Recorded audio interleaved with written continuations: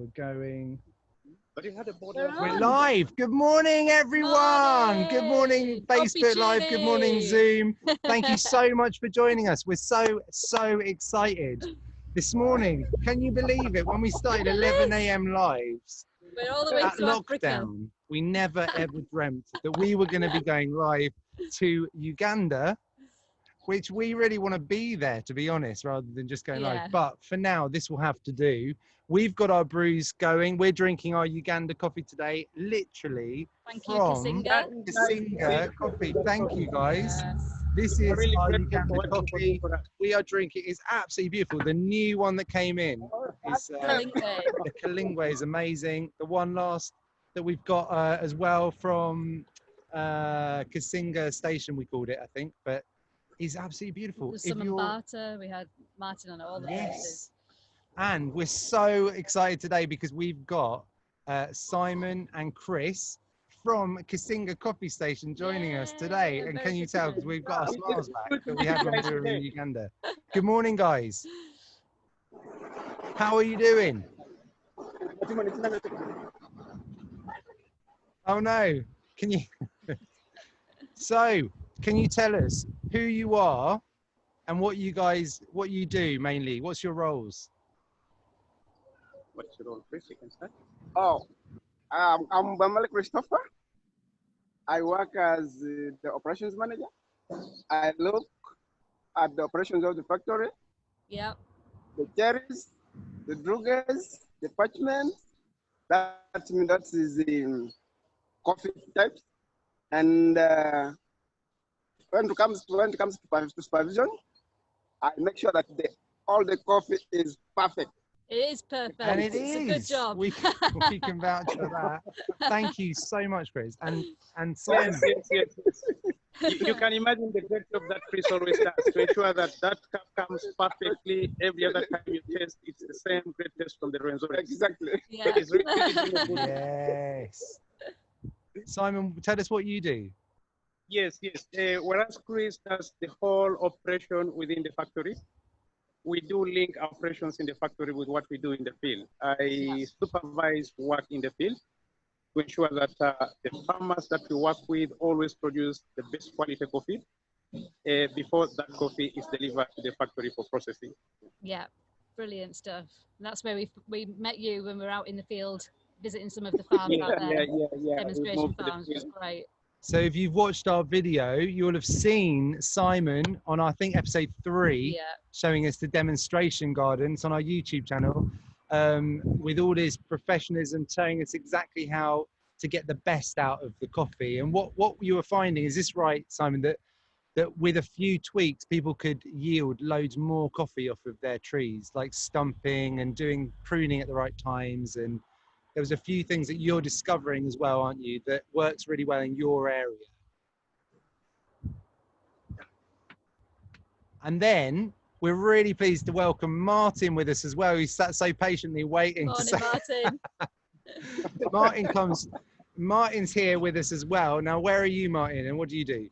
Well, I'm in sunny Cumbria, the sunny Lake District today. Lovely. And beautiful. I'm basically running the Rwenzori Coffee Company in the UK. I suppose my most important role is that I'm the dad of Johnny, and Johnny is the MD of Agri-Evolve. And he's out there with Simon and Chris. He's obviously a bit tucked up in his office at the moment or doing something else. But you know, Johnny's been out in Uganda for over 5 years now. And together with Simon, Chris, and a real wonderful team of people, they're making a lot of difference to the local farmers, helping the farmers to improve the quality of their coffee, improve the volumes, and importantly, an important part of the whole process is making sure that we get the coffee directly to people in the UK, and that's where you, Nick and Linda, come in by buying the coffee, which comes from the farmers in the Rwenzoris in Uganda. Amazing. And you get it to the customers. Amazing. So you, sorry, I was just checking Facebook, which is fine, it's fine. So you also, a really important part is Martin helps get the coffee from Uganda Coffee Station from Simon and Chris to us, which is amazing. So that's why he kind of works on the UK side as well. Simon went out. No, Martin, you went out. Was it about 30 years ago you first went to Uganda with Tier Fund? Yes, that's right. Back in 1987. So that was our first link with Uganda. And when Johnny asked to go and visit the project, that was his introduction, and he just loved the place, and it's all so good from there. So good, isn't it? Generational as well. So tell us more, guys. How's this season going at the moment? This is called the fly season. It's normally a smaller season to the main season. How's it going? Just like you mentioned, the fly season is always small. And what we're seeing this year, it's like it's smaller than we expected, really. The crop is not good. The harvests are low. And they are also scattered throughout every single month from the month of February. You can imagine by now we needed to have closed the operation. But as you can see, we're still receiving cherries in small quantities. And we can't stop because this is what we do. We always have to deliver the cherry to people like you who buy it. And we are at least happy with what we're getting for now. Yeah. So smaller than last year, fly season. It's smaller than last year. It's smaller last than year was so much.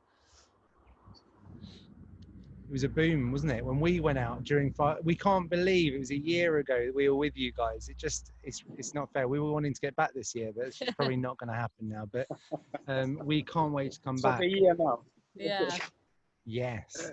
So tell us, you guys have been on lockdown as well. How's that affected the season? Do you think that's part of why there's less coffee? We both, you and I can really agree that the lockdown has had a negative impact, both in the way people live, in the way we do agriculture, in the way we move, in the way the economies move. Yes, lockdown has had a great impact. And when we focus more to agriculture itself, for us, coffee has been affected because people can't move, we can't mobilize, we can't train, we can't get coffee to the washing station.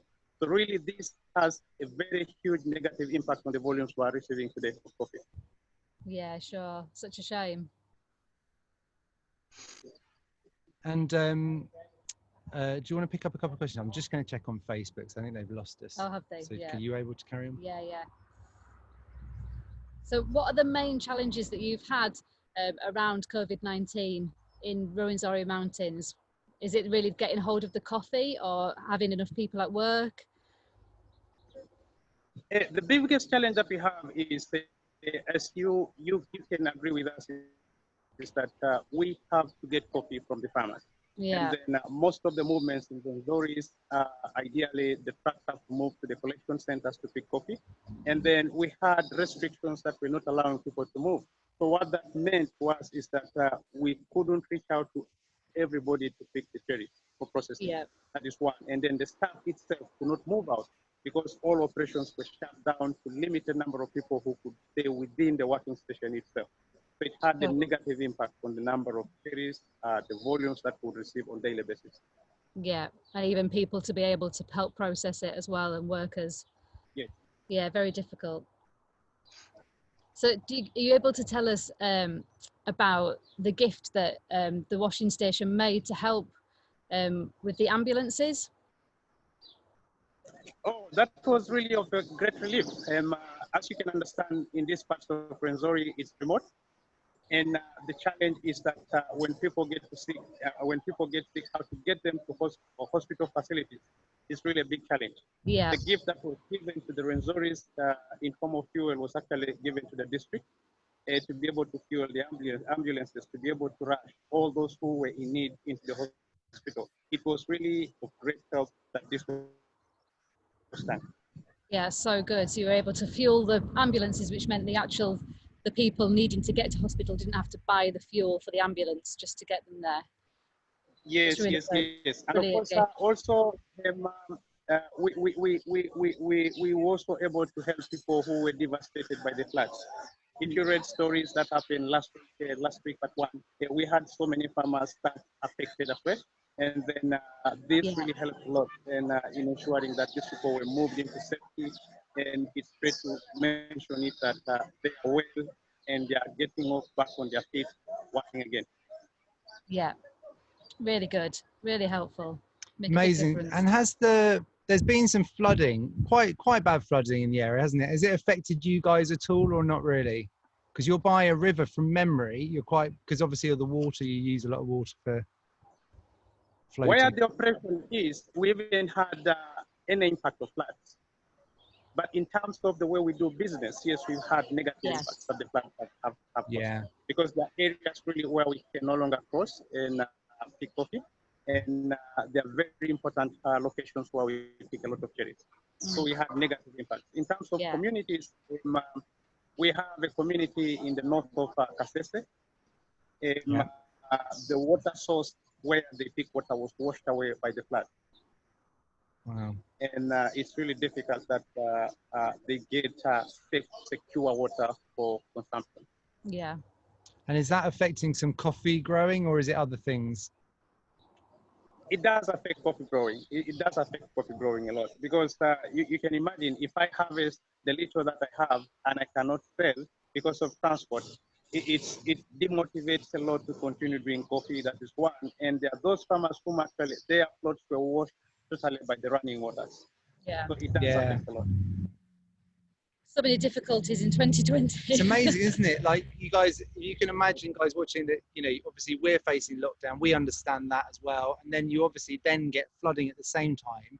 And for a lot of people like Notdec, the children's orphanage, really, the charity that we went to visit, which is round the corner to these guys in Kisinga Coffee Station, they get their water every day by going to the river, and they've not been able to access it as easily because of the high water levels, and they've had to go a lot further every day. So it's a massive route every day.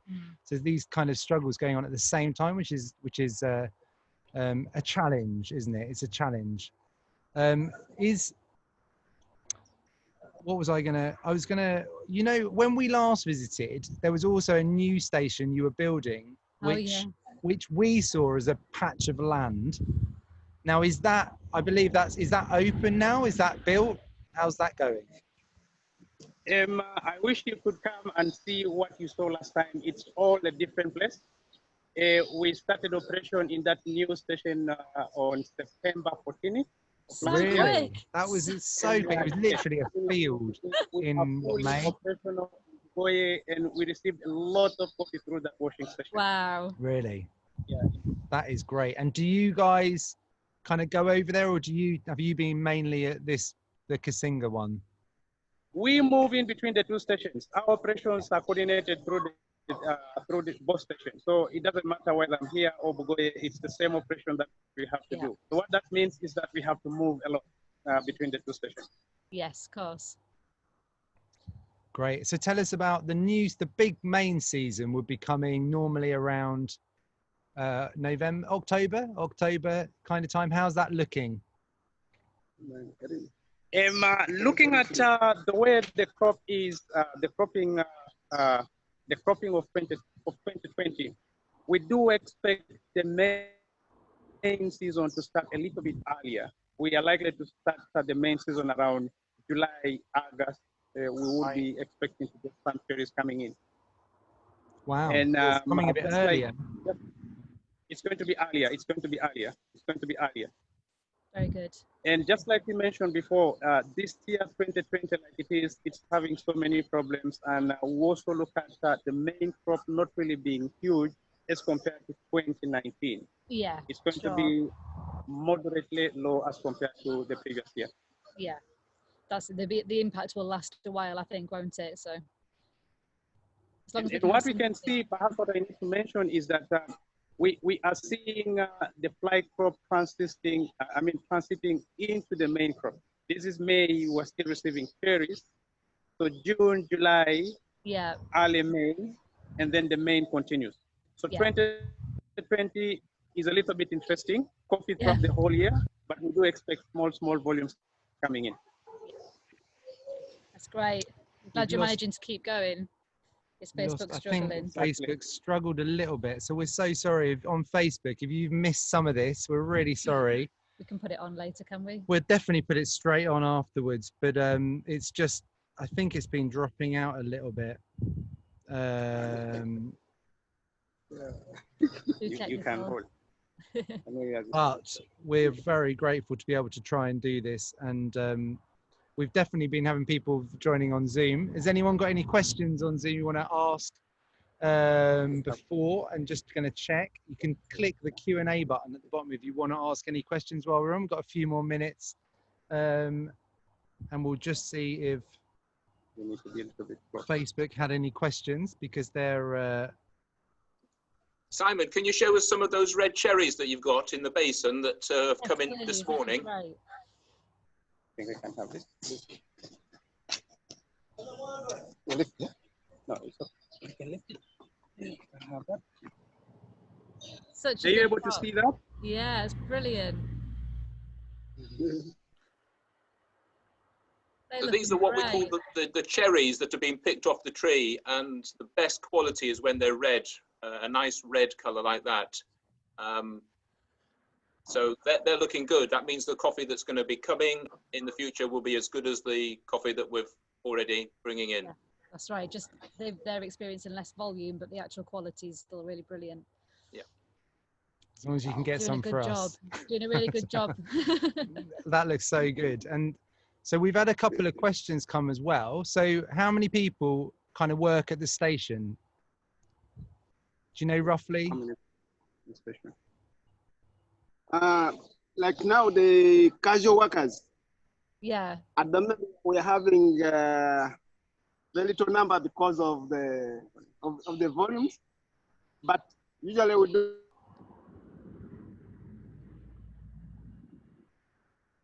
Oh, we might have used up his battery. We nearly got your answer there, Nancy.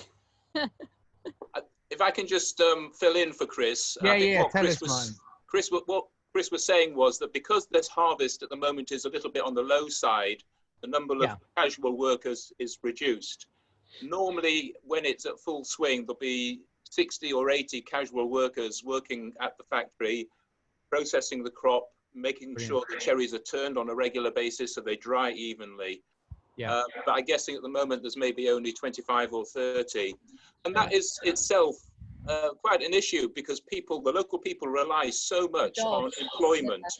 And the fact that only 25 are being employed now rather than 60 means that those other 35 people have lost the income that they were relying on. So I guess it's the same in this country at the moment. People are being made redundant, losing their jobs because of the COVID. But that's what happens all the time in countries like Uganda, and I'm sure many others, where that happens. So Simon's back now. You're back. Martin's done a good job of telling us about that. And also the one other thing that we noticed while we were out was that, and we caught it on one of the videos, I think Johnny was telling us a bit, or Charles was telling us that some of the time you could have bought more equipment to do some of the work, but actually employment is really valuable in the area. So actually doing employment rather than buying in some of the big machinery to move stuff and all that and process some of the coffee has helped the community, rather than it being all about machines and things like that. So we got other questions coming in. So we got a question. Simon, can you hear us okay? Oh, look, we can't hear his answer. We can't hear you though yet. It might be good for this question. Our question is... Let me just see. Oh, hang on. We got a mute on here. Okay. Let's unmute. Oh, I thought we were going to get a good... We got you. We got you. Click there. Is it because Simon has muted his phone by mistake? By accident. It might be muted, Simon, somewhere. There we go. That's back. You're on. Can we hear you? Can you hear you? Yes. Okay. Do you want to ask the next one? So, my friend says, what did you guys think when we came to visit? Was it a good experience? This is a real question. Real question. Was it the best week of your life? Believe me, I can't imagine what is going through your friend's mind. It's amazing to connect with people like you in the UK. And believe me, it's great to meet people far away that take a product that you produce and actually make lives of people around you change.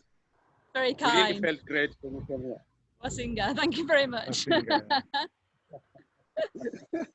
So tell us a bit more. For those watching, David's asked, tell us a bit more. So David serves your coffee in a coffee house near London. So tell us a bit more about the difference between fly season and main season. Okay, what actually happens is coffee naturally grows and puts cherries to harvest within 9 months. That is the coffee cycle. But as you can always know that coffee production depends a lot on climate, the different sets of climate that a place can provide. In Rwenzori, we have 2 seasons because Rwenzori provides 2 types of climate within a year. And then we're able to have the fly crop, which is actually smaller, beginning from February to May, because what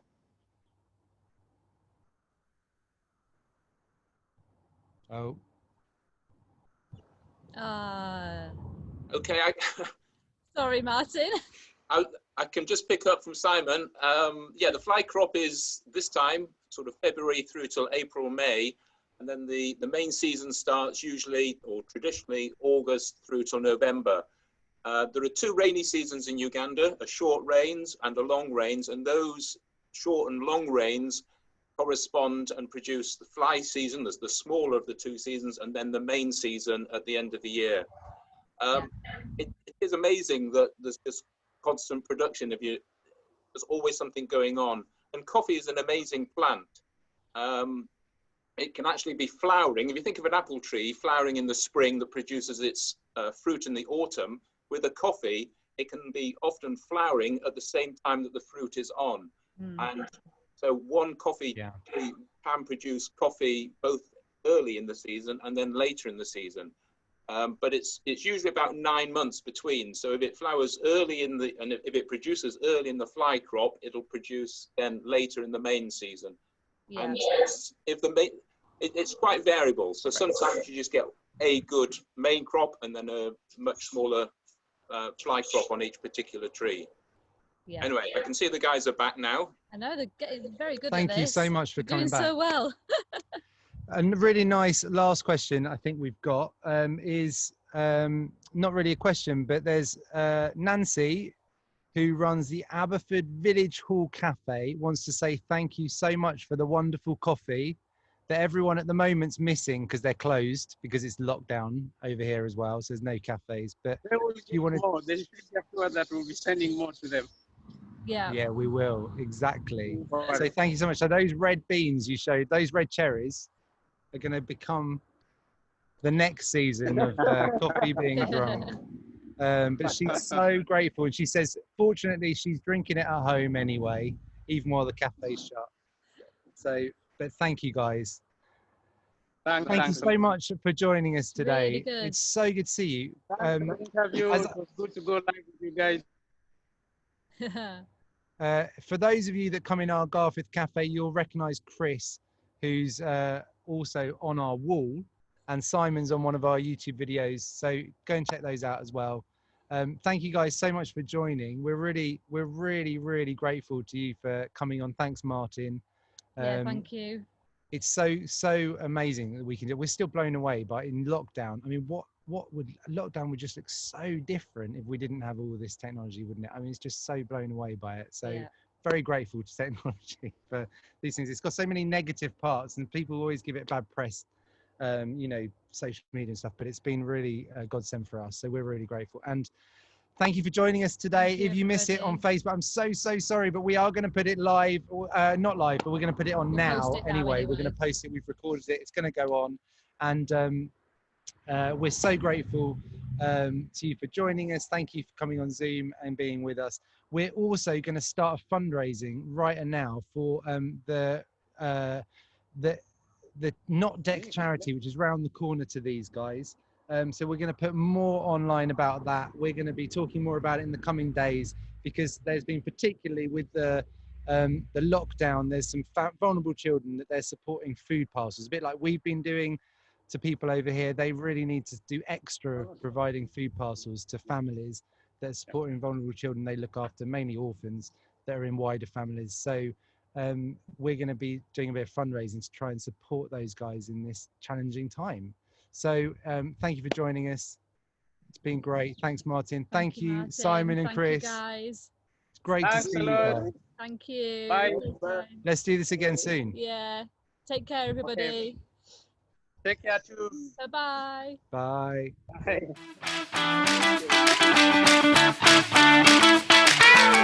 Bye.